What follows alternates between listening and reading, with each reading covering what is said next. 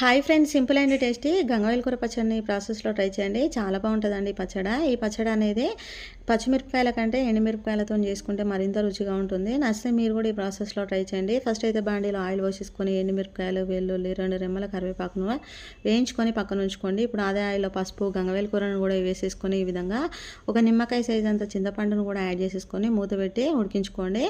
ఒక 10 నిమిషాల తర్వాత ఈ విధంగా దానికి సరిపడా ఉప్పును కూడా ఈ విధంగా వేసేసుకొని ఇప్పుడు మరలా మూత పెట్టి మరొక 10 నిమిషాలు సిమ్లో పెట్టి ఉడికించుకోండి. ఇప్పుడు మూత తీసేసి ఈ విధంగా దగ్గర పడేంత వరకు ఉడికించుకున్న మిశ్రమాన్ని పక్కన ఉంచుకోండి చల్లార్చే వరకు.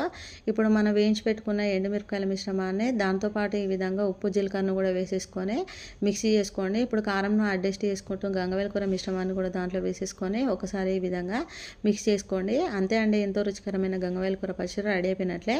మా వీడియో కనుక నచ్చితే like, share, subscribe my channel. Thank you for watching all.